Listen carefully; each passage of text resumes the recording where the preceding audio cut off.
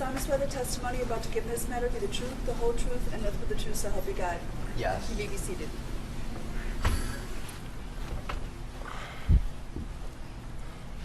Could you please state your name, spelling your last name for the record? Kyle Rittenhouse, Rittenhouse. Kyle, where do you reside? Walworth County. How old are you? 18. On August 25th of 2020, did you come to downtown Kenosha to look for trouble? No. Would you have shot Joseph Rosenbaum if he hadn't chased you trying to take your firearm? Objection, leading. Sounds kind of leading. Would you... I'll get to it. Are you a high school graduate? Yes. What high school? Penn Foster Online High School. Are you currently enrolled in any further studies? I'm a college student studying nursing at Arizona State University. Who do you currently live with? My mom and 2 sisters. Directing your attention to August 25th of 2020, where did you reside? Antioch, Illinois. Do you remember the address? 286 Anita Terrace, apartment 104, Antioch, Illinois. And who did you live with there? My mother and 2 sisters. What's your father's name? Michael Rittenhouse. Back on August 25th of 2020, where did he reside? He lived in Kenosha, in the city of Kenosha, in the apartments behind the Pick and Save on 50th. On 50. Do you have any other family that's from Kenosha? Yes. What? My grandmother, my aunt, my uncle, and cousins all live in the city of Kenosha. Okay. There's been testimony in this trial about the firearm in question, which has been marked. States 28. You've seen that gun? Yes. Before August 25th of 2020, had that gun ever left the state of Wisconsin? No. Now, before this event happened on August 25th of 2020, did you have any hobbies? Yes. Tell the jury what you like to do. I was a swimmer. I enjoyed working. I was a lifeguard. Hanging out with friends, going to the beach. Just normal teenage stuff. Were you a member of any groups, organized groups? Yes. What? I was a police explorer for Grays Lake Police Department, and I was a firefighter EMT cadet for Antioch Fire Department.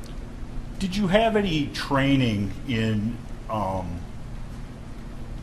life-saving, anything like that? Yes. What? I was a certified lifeguard. I am a certified lifeguard and swim instructor. I am certified in Stop the Bleed, CPR, AED, automatic external defibrillator, and basic life support. Okay. On August 25th of 2020, where were you employed? I was furloughed at the YMCA in Lindenhurst, Illinois because of the COVID-19 pandemic, and I was working at the Recplex in Pleasant Prairie. Okay. Recplex here in Kenosha County? Yes. Now, on the night of the 24th, did you come to downtown Kenosha? Not downtown, but I came to Kenosha for work. Okay. And after your shift at work completed, where did you go? I went to Dominic Black's stepfather's house. I believe his name is Scott Dickhart. It's been a while since I've seen him. Okay. And who is Dominic Black in relationship to you? Dominic Black and my sister Mackenzie Rittenhouse used to date. Okay. And on the night of the 24th, were you aware of anything going on in Kenosha? I knew there was protests, demonstrations, and riots going on in the later evening. Okay. And how were you aware of that? I saw videos on social media, on Facebook live streams, TikTok of. I saw the Car Source lot being burned down, the Car Source 1, what we've been referring to. I saw a police officer get assaulted. He had a brick thrown at his head. And I saw the mattress store owner get knocked out, and I believe his jaw was broken and had to be wired shut or something. And you saw all of that on the 24th? Yes. Did you go to downtown Kenosha at that time and try and do anything about that? No, I did not. directing your attention to the late morning of August 25th, 2020, did you have occasion to go downtown? I did go to downtown in the morning of August 25th. Who did you go there with? I went there with Dominic Black, my sister Mackenzie Rittenhouse, and Ray Dickhart. And describe what you did. We walked around for a little bit, and then I believe at around 11:30 noon, we ended up at Rittenhouse Central High School, where we ended up cleaning graffiti for about, I want to say, an hour and a half to 2 hours.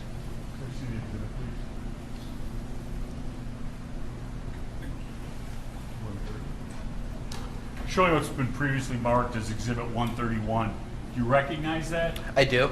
Could you describe what you see in that photo? Towards the left in the olive green shirt, that's me, and then to my left, that's Ray Dickhart, and to my right, that's my sister Mackenzie Rittenhouse. And What are you doing there? we're cleaning graffiti off of Rittenhouse Central High School. And were you getting paid to do this? No, I was not. And you see what the graffiti says? Yes.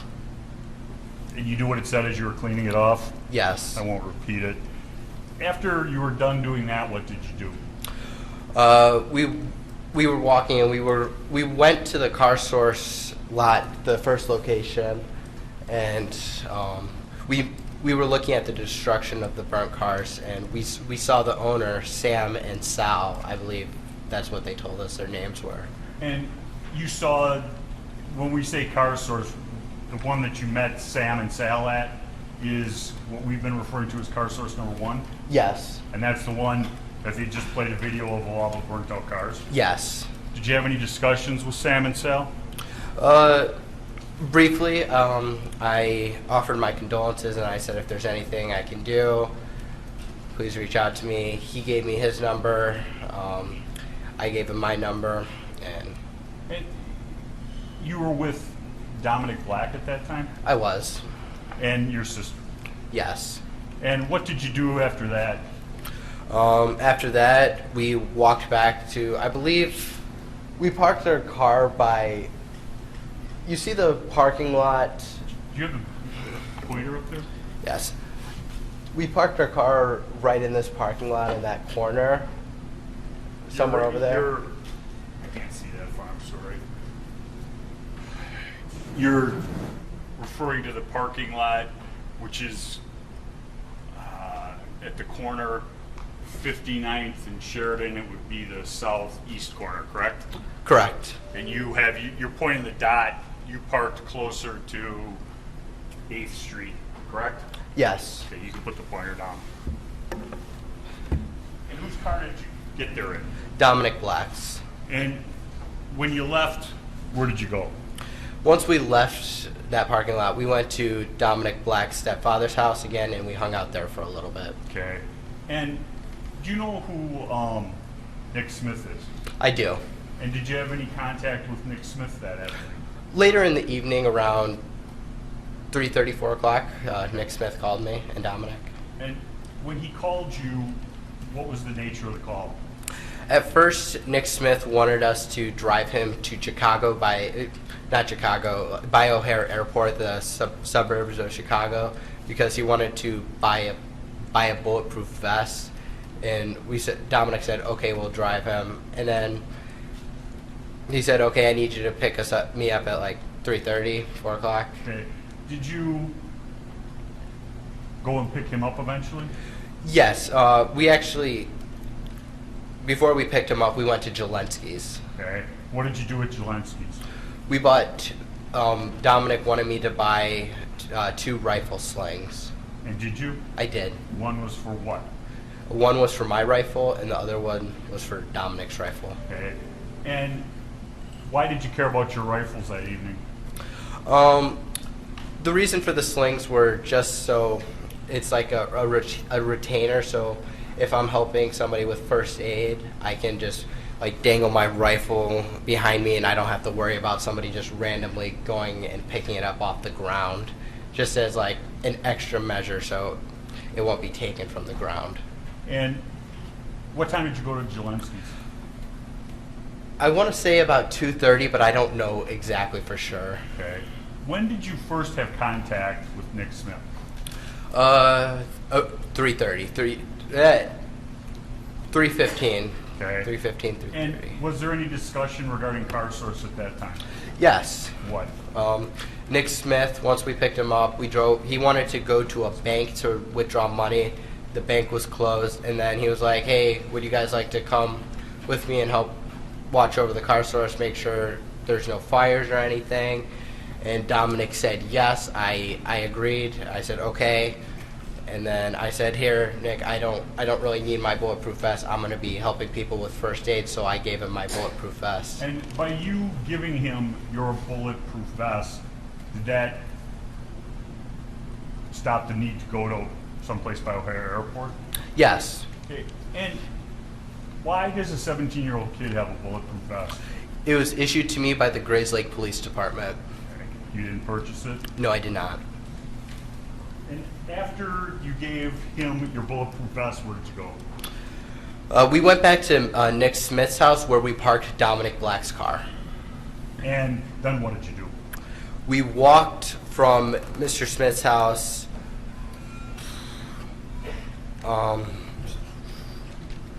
Once we parked at Nick Smith's house, we walked from Nick Smith's house to the car source 1, cutting through the Ruther Central backside parking lot because Nick Smith lives on the same street of. You don't have to say where Nick Smith Okay. lives. He lives within walking distance from here? Yes. Okay. And so you go to Car Source 1, Yes. and that's the burnt out one? No, car source 2, my bad, across the street. Okay. And at Car Source 2, that's where you spent most of the evening? Yes. Okay. When you first got to Car Source 2, the one at 59th and Sheridan, what happened?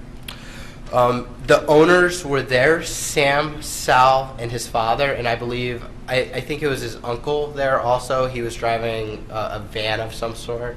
Okay. And what was the discussion? Sam and Sal thanked us for coming out to help.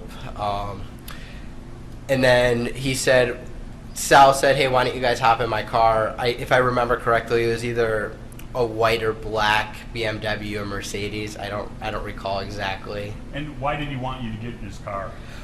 He was going to drive us down to car source lot number 3. Okay. And did you agree to get in his car? I did. And who went to Car Source number 3?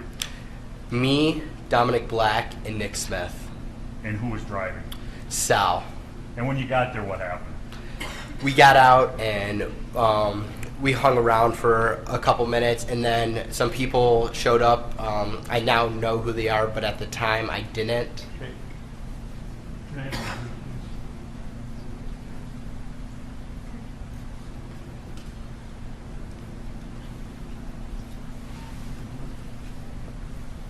Show you what's been marked as Exhibit 3030.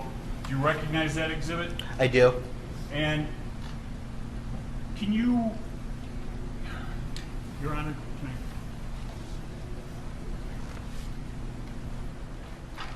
you go up there, please, and point out, can you point out the people who you knew before that picture was taken and name them? Yes. This is.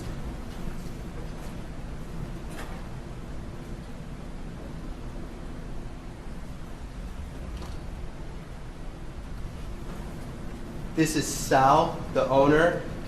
This is Ryan Balch. This is Joanne Fiedler.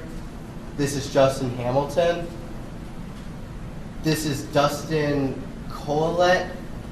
This is Nicholas Smith. I don't recall his name. This is me, and this is Dominic Black. Okay. We've heard you can have a seat. We've heard testimony about you, Nick, and Dominic. You knew those individuals before August 25th of 2020? I knew Nicholas Smith and Dominic Black. Okay. You did not know the owner of Car Source previously? I did not. Was he being nice to you guys? Was he happy you were there? Was he mad at you for being there? Describe it. He was happy we were there. Okay. And you heard their testimony, the two owners, I believe that was Friday afternoon. I did. And did they give you permission to be there? They did.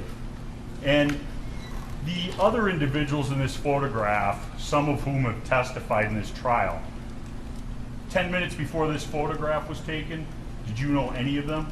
I did not. Had you ever spoken to any of them? No. And when you were there, what was the idea? Was there a plan? What was going to happen?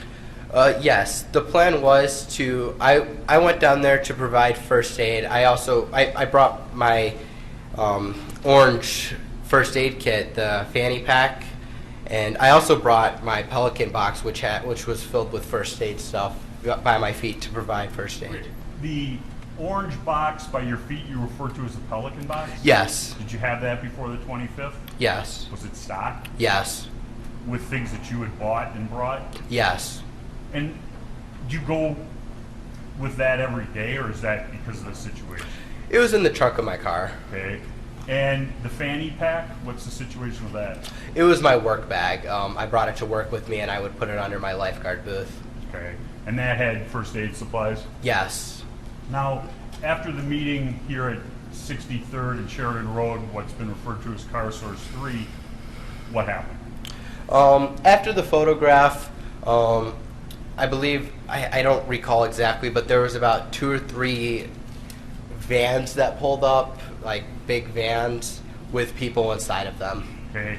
And what was their role in this evening? Well, they showed up and they wanted to protect the business, and I didn't really have a say in what everybody was doing. I was just there doing my first aid stuff, and then Ryan Balch said, hey, why don't you guys stay here, and we'll go down to the car source number 2. Okay. And so the people, a group of people was going to stay at Car Source 3, and the people depicted in this photograph were going to go where? Car source 2. And is that what happened? Yes. And so at that point then, Sam and Sal had coverage, for lack of a better word, at both of their businesses to protect the property, correct? Yes. So you get down to Car Source 2, did all of these people go there? Yes. Besides Sal, the owner, he did not. Okay. During the night, was Sam and Sal there? They were not. They left you guys there? Yes. I believe Nick Smith was in contact with them throughout the night. I'm not certain, but I believe they were. And you get down there, were you able to get in and out of the business? Yes. How? Sal, the owner, actually gave Nick Smith a set of keys. Did you personally see that? I did. Did he give you any other direction regarding any equipment or anything like that? He let us know where, like, the power washers and the fire. I think there was a single fire extinguisher in the building and some hoses, the hose hookups, just in case there was any fires we needed to put out at the lot. Anything else about the roof? He showed I believe it was Dominic Black and Nick Smith, the 2 ladders that were there to get up on the roof. Okay. And did you guys use those ladders? I didn't personally, but the people that were on the roof did. Okay. And you saw them use those ladders? I didn't see them, but that's how they got up there. Okay. Where were you predominantly at Car Source 2? I was in front of the car source, too.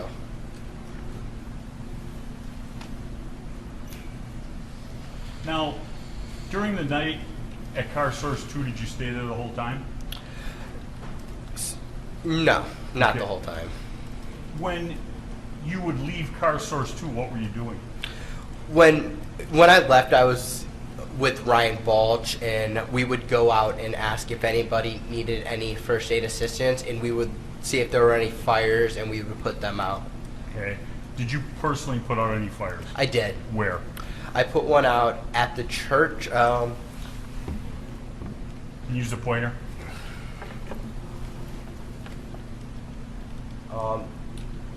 So right here was where there was the demolishing. They were breaking some stuff down.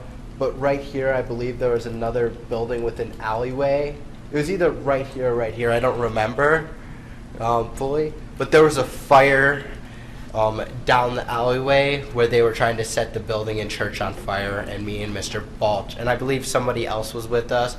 We went to go put that fire out. Did you put it out? We did. then what did you do? Around that time, we saw Ruther Central High School on fire, the front doors, and we were walking north down Sheridan Road to go put the fire out, and then somebody else put the fire out before we got to Ruther And when Central you High say School. the front, is that right here on Civic Park? No, sorry, that's my mistake. You're walking north on Sheridan. It's the side of the building on Sheridan Road, towards the left when you're walking north. In the general area where you had tried to help remove graffiti earlier? Yes, in that photo to the right. Okay. And during the evening, was there any friction between your group and protesters/rioters? No. The only type of stuff that happened was the person that attacked me first threatened to kill me twice. Okay. And the person who threatened to kill you, we now know is Mr. Rosenbaum, correct? Yes. Before August 25th of 2020, had you ever seen him before? I did not. Had you ever done anything to upset him? No. Now, you said he threatened to kill you twice. Yes. Describe the first time. The first time was me and Ryan Balch were a little bit north, towards the north corner of 59th and Sheridan, and Mr. Rosenbaum was walking with a steel chain, and he had a blue mask around his face, and he was just mad about something. Me and Mr. Balch were asking people if they needed medical help, and then he screamed, sorry for my language, he screamed, "If I catch any of you fuckers alone, I'm going to fucking kill you." And that was directed at you and Mr. Balch? It was directed at both of us, what I believe. And there was a second occasion where he threatened you? Yes. One. The second time was outside of the car source, and I don't know if it was directed towards me, but I heard it. He said to, I believe it was Joanne Fiedler, Dustin, Colette, and another guy. He was screaming. He said, "I'm going to cut your fucking hearts out and kill." I'm not going to repeat the second word, but kill you, N-words. Now, did you ever see Mr. Rosenbaum doing any physical property damage? I did. Where? I saw him with, I now know to be Joshua Zeminski. I saw him tip that trailer over and the porta potty. I saw him do both, and I believe he tried to start the porta potty on fire. I don't know. I don't think he succeeded. But then I saw him with Mr. Zeminski. He was either helping start it or he was like throwing stuff on it. I don't know which one he was doing. Where did you originally see that trailer? That trailer was in the St. James Church parking lot. Sort of like right over here in like the backish corner, what I remember. And did you see how it got from there to where it was put on fire? It was pulled. By whom? It was several people that pulled it into the street, but I can't tell you definitely who pulled it into the street. And you went down there and saw them starting a fire? I didn't go down there. I was at the corner of the car source lot. Okay. And you referred to Mr. Zeminski. Before August 25th of 2020, had you ever met Mr. Zeminski? I have not. Did you ever meet him since? I have not.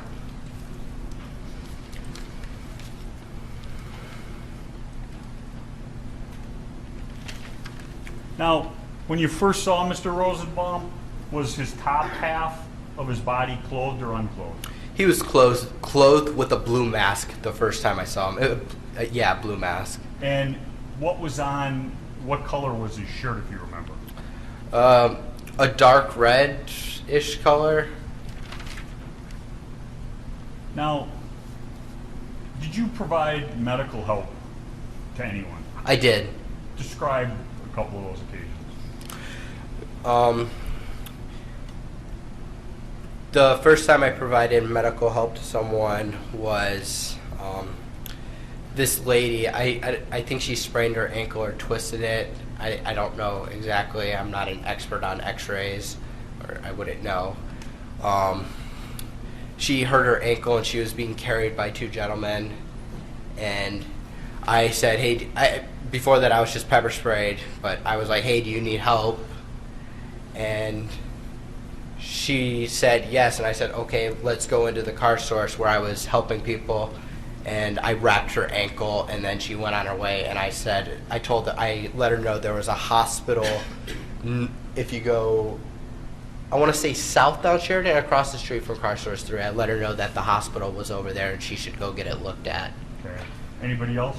Yes. What? Somebody threw a chemical bomb.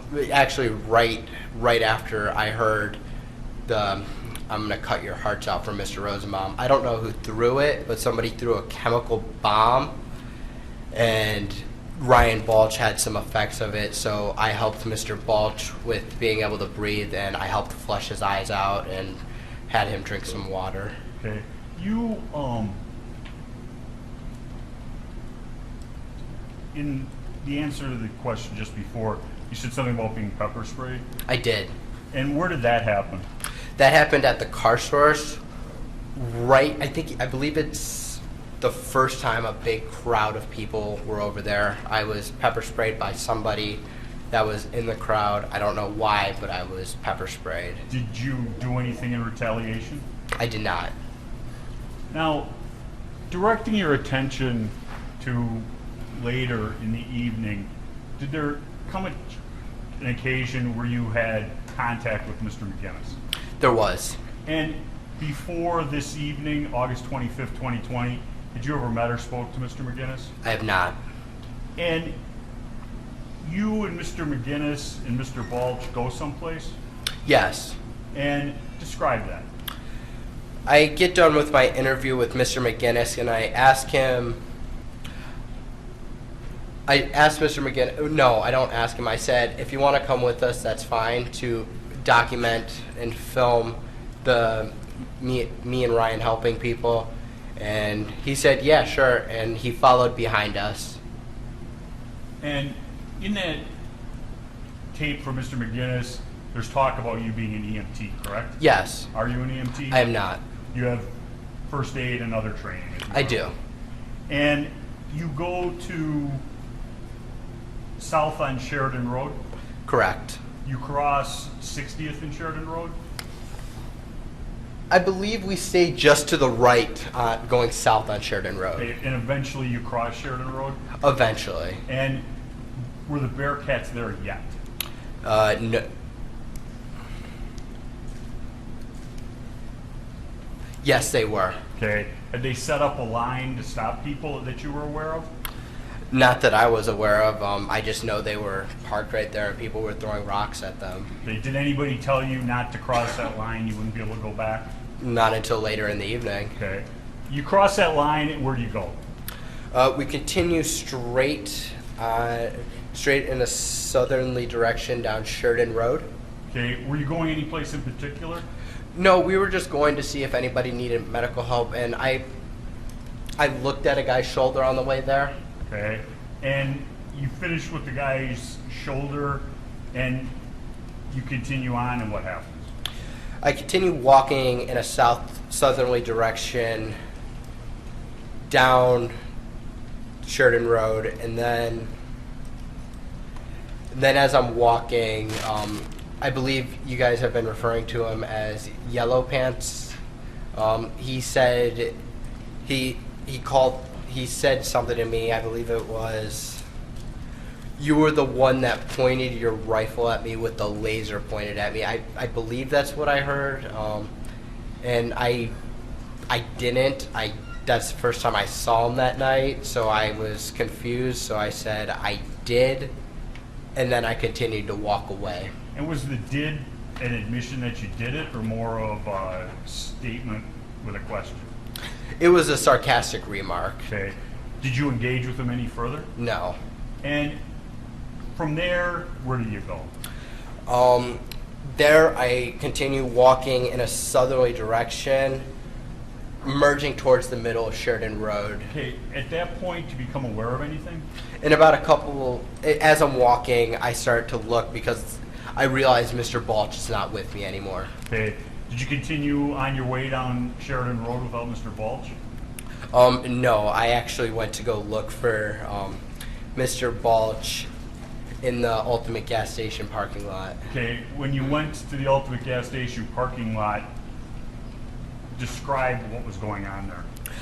There were a lot of people there. I don't really know what was going on. I was just focused on trying to find Mr. Balch. As I was looking for him, couldn't find him. I said, okay, no problem. I'll just go back to the car source number 2. Okay, and describe what happened as you did that. As I did that, I received a phone call from Dominic Black. Hey, let me back up. Were you able to get back to car source number 2? No, I did not. Describe that. As I was trying to get back, the police stopped me. Well, didn't stop me. They told me, I believe they said something along the lines of to not go down there. And I was telling them, hey, I need to go down there. That's where I'm at, that business. I don't remember exactly how that conversation went, but they wouldn't let me go back to car source lot number 2. So you weren't able to get back to car source 2? I was not. Did you disobey the police's order? No. And you're alone, you're stuck on the other side of the police line from the car source 2. Where do you go? I go to where there's other people at the gas station protecting the gas station, and I go there because I believe that's the safest place to go because there's other people there. And at that point, were you able to find Mr. Balch? I was not. Well, you're at the Ultimate gas station, I think we've been calling it? Correct. Pointed out, just was noted. Right there, the Ultimate Convenience Center, diagonal from the Gulf gas station. Okay. And when you were there, what's the next significant thing that happened? Dominic Black calls me and he says, Kyle, I need you to get down to the car source lot number 3. The cars are being bashed in. They're setting all the cars on fire. I need you to go and put the fires out. Okay. And did you do anything as a result of that phone call? I did. What? At the Ultimate gas station, I asked, I don't know who he is, but I asked an individual if he could come with me and if I could have a fire extinguisher to put out the fires. Were both of those requests satisfied? One of them were. What? I was given a fire extinguisher, but he said he can't come with me, and he said he believes there's already people down there helping protect the business. Okay. And what did you do then? I start running towards the car source lot number 3 to put out the fires, pausing occasionally to catch my breath and walk. Okay. On the way to car source 3, did you have any interaction with Mr. Rosenbaum? I did not. Did you speak to Mr. Rosenbaum? No. Did you notice Mr. Rosenbaum doing anything as you went down to car source 3?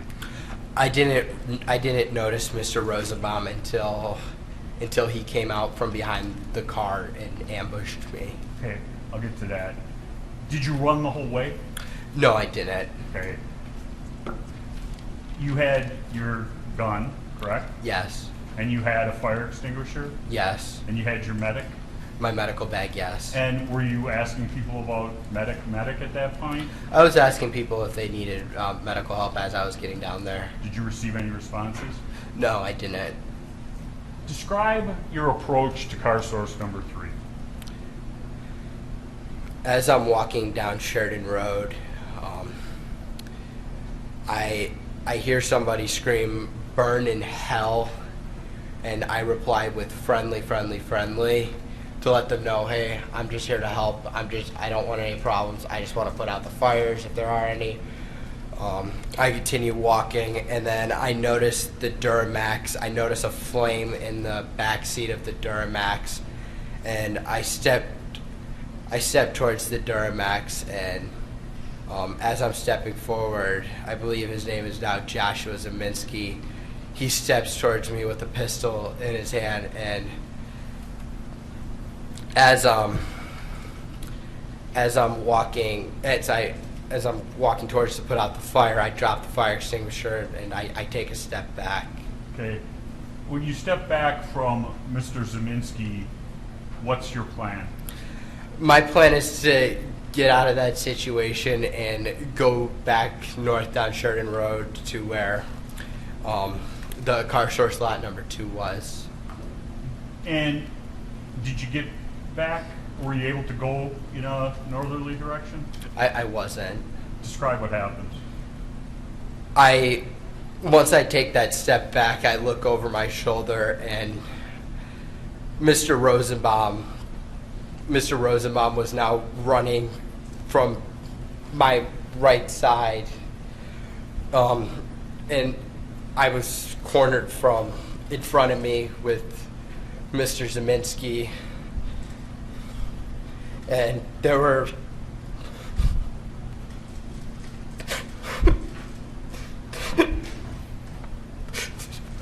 there were 3 people right there. Take a deep breath, Kyle.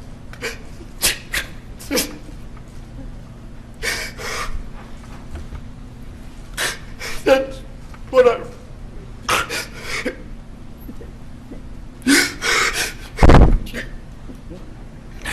That's what I run. We're going to just take time for our break anyway. You can just relax for a minute, sir. We're going to take a break about 10 minutes, and please don't talk about the case during the break. Read, watch, or listen to any account of the trial. Kyle, you were testifying about coming into contact with Mr. Rosenbaum, Yes. and Oh, wait. I apologize. Oh, forgive me. We got everybody? Okay. Start. You were testifying about coming into contact with Mr. Rosenbaum, Yes. and you saw Mr. Rosenbaum. What happened? Once I got to that car and I stepped forward to put that fire in the Duramax out, and Mr. Zeminski stepped towards me, I went to go run back south down Sheridan, and Mr. Rosenbaum was right there at the corner of the Duramax, starting to chase me. And that's when I realized the only place I can run with the people around me is straight towards the building of the car source lot number 3. When you saw Mr. Rosenbaum, that's when you said friendly? When I heard burn inside, I don't know exactly where I was at in the time for that. Did Mr. Rosenbaum say anything to you? No, Mr. Zeminski instructed Mr. Rosenbaum to get him and kill him. That's what I heard. And you go running what's been referred to the southwest corner of car source? Yes. And as you're running in that direction, describe being chased. What was happening? As I'm running in that southwest direction, Mr. Rosenbaum throws, at the time, I know it's a bag now, but when he threw it at me, with the light, it looked silver and it looked like the chain when he threw it at me. And then I turn around for about a second while continuing to run, and I point my gun at Mr. Rosenbaum. Does that stop him from chasing you? It does not. Okay. After you turn around and you had your hands up kind of in a low ready position, Yes. and you see Mr. Rosenbaum coming at you, Yes. and what do you do then? After he throws the bag and he continues to run, he's gaining speed on me. A gunshot is fired from behind me, directly behind me, and I take a few steps, and that's when I turn around. And as I'm turning around, Mr. Rosenbaum is, I would say, from me to where the judge is, coming at me with his arms out in front of him. I remember his hand on the barrel of my gun. And why didn't you just keep running? When I was over there, there were about 100 people surrounding those cars, and there was no space for me to continue to run to. Okay. And so you turned around? Yes. And as you see him lunging at you, what do? I shoot him. And how many times did you shoot? I believe 4. And after you shot him, what did you do? The people around the cars that were originally there were not there anymore. They moved away, and I ran around to see if I could help Mr. Rosenbaum. And when you got to Mr. Rosenbaum, what was happening? Mr. McGinnis he took off his helmet and slammed it on the ground and took off his shirt, and I don't remember what he said. I wasn't focused on that. I was in shock, sort of. Let me back up a second. Did you know Mr. McGinnis was even around? I didn't. Okay. And he says something to you, and what do? I pull out my phone and I call Dominic Black. And you call Dominic, and what do you say? I told him I just shot somebody. I had to shoot him. And what do you do then? I now know it to be Kelly Zeminski, Joshua Zeminski, and I don't know the other people were screaming, "Get his ass, get his ass, get him, get him, get him." And based upon that, did you feel as though you were safe to stay where you were at? I thought the safest option would be to go north down Sheridan to turn myself into the law enforcement down there. And as you head down Sheridan Road, describe what's going on. As I'm running, at first I'm in the sidewalk, and Mr. Lukowski, Jason Lukowski, is in the sidewalk, and I stop to talk to Mr. Lukowski for a brief second. I remember telling him that I just shot somebody and I need help to get to the police because a mob was chasing me. And did Mr. Lukowski offer you any help? I don't remember. Okay, what do you do then? I continued to run after hearing people were saying, cranium him, get him, kill him. People were screaming, and I just was trying to get to the police running down Sheridan Road. And you say, I'm trying to get to the police. Why were you trying to get to the police? So I didn't do anything wrong. I defended myself. Did you feel as though there was safety where the police were? Yes. And as you head down Sheridan Road, what's the next thing you remember? The next thing I remember is Anthony Huber striking me in the head with a skateboard. Okay. As you sit here today, do you remember talking to Gage Grosskreutz? Yeah, sorta, a little bit. I didn't know it was Gage Grosskreutz when he came up to me, but sorta. Okay. And when this individual runs up to you and gets how close? I would say within a foot. Did you shoot him? I did not. Did you point your gun at him? I did not. Why not? I didn't see him as a threat to my safety or life. Okay, was he armed at that time? Not that I noticed. Okay. And you continue running in a northerly direction down. I didn't see him as a threat to my safety or life. Okay, was he armed at that time? Not that I noticed. Okay. And you continue running in a northerly direction down Sheridan Road? Correct. And as you're running in that direction, you said the next thing you remember is Anthony Huber. Yes. Describe that. Anthony Huber, what I remember is running past Anthony Huber, and as I'm running past Mr. Huber, he's holding a skateboard like a baseball bat, and he swings it down, and I block it with my arm, trying to prevent it from hitting me, but it still hits me in the neck. And as I block it, it goes flying somewhere off in the distance. And Did you stop then? No. What do you do next? I keep running down Sheridan Road towards the police line. Then what happens? I get lightheaded. I almost pass out and I stumble and hit the ground. Okay. Before you hit the ground, how many times were you struck?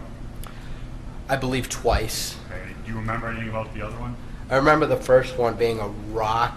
I don't remember who did it, but I remember like the bumpiness of like a concrete rock hitting me in the back of the head. Okay. Now, after being struck with Mr. Huber's skateboard, you end up on the ground. Yes. You're on the ground. What's the first thing you remember?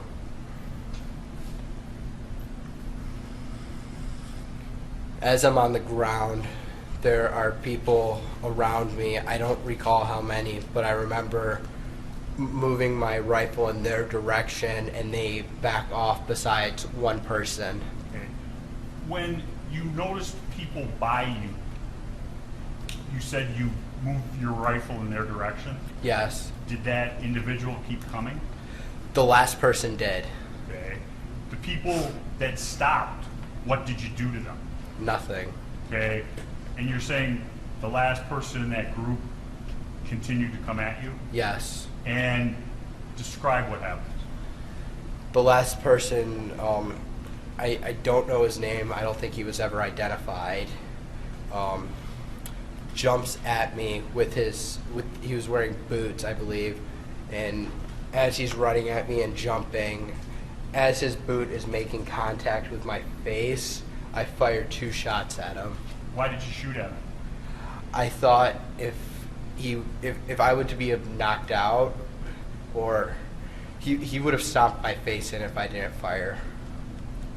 As a result of being kicked in the face, what happens? Mr. Huber, immediately after I'm kicked in the face, runs up as I'm sitting up to try to get up and get to the police. I'm on my back, and Mr. Huber runs up. As I'm getting up, he strikes me in the neck with his skateboard a second time. Then what happened? He grabs my gun, and I can feel it pulling away from me, and I can feel the strap starting to come off my body. And what do you do then? I fire 1 shot. And after you fire, striking, we now know Mr. Huber, what do you do? I lower my weapon, and I see Mr. Grosskreutz with his hands up, and as I'm lowering my weapon, I look down, and then Mr. Grosskreutz, he lunges at me with his pistol pointed directly at my head. Now, you heard Mr. Grosskreuz's testimony about re-racking. Yes. Did you re-rack your weapon? I did not. Could I have the exhibit, please? Make sure to see if you would.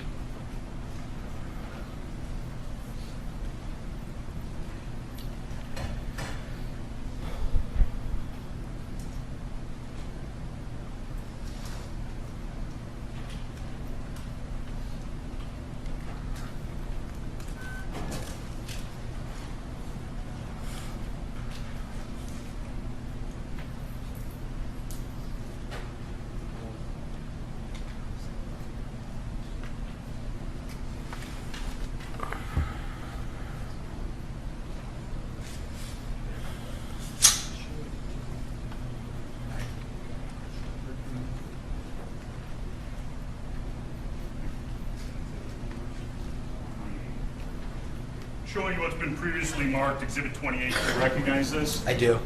Now, when somebody would, as Mr. Grosskreutz said, re-rack, is that this? Yes. Do you call it re-racking?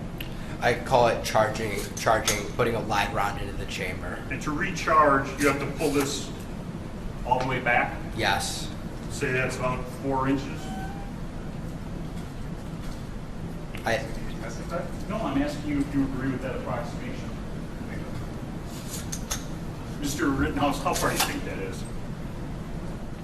3-4 inches. And if the weapon is loaded and you re-rack, what happens? If there is already a round in the chamber, when you re-rack the rifle, a live round would come out, chambering a new round into the chamber. Now, we got to the point where Mr. Groskowitz is standing in front of you, has his hands up, Correct. and are you aware that he's armed? At that point, I do see a pistol in his hand. Is that the same or different from your first encounter with Mr. Groskowitz? That is different. And he is standing, you said, how close to you? What I remember is our feet were touching, what it seemed like. Okay. And you do what?